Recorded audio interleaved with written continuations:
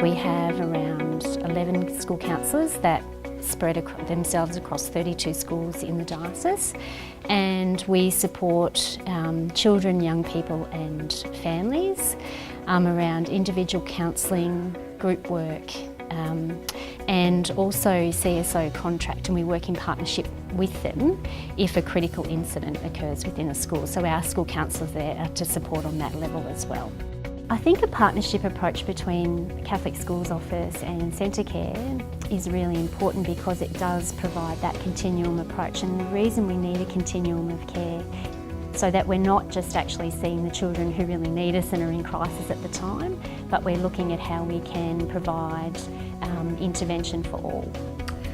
The CSO is a support for schools. We need to have the structures in place to assist schools when they're managing students who might have pastoral care or wellbeing support needs. The SWIMS model sets out a really sequential number of steps that they need to go through, and if, as they work their way through those, they determine that what they've done isn't working, then at step 4, that's where the CSO would become involved. I've worked in a number of schools within the diocese and worked with a number of teachers helping them to develop behaviour management plans. And essentially what the behaviour management plans are, helping them to identify behaviours and appropriate strategies that they are using, which help either foster, encourage a behaviour or to manage a behaviour.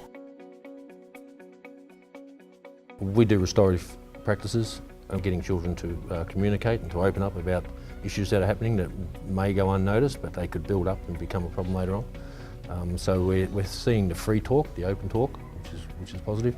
We did a drumbeat program here, which was great for the boys because traditionally, I suppose, and it's a generalisation, but boys don't like to talk. But through the drumbeat program, they were getting their expressions out and their anger out, and through the drumbeat, they were starting to communicate with each other about things. So that's now filtered back into the classroom. So those boys now are talking freely to their teacher about their emotions.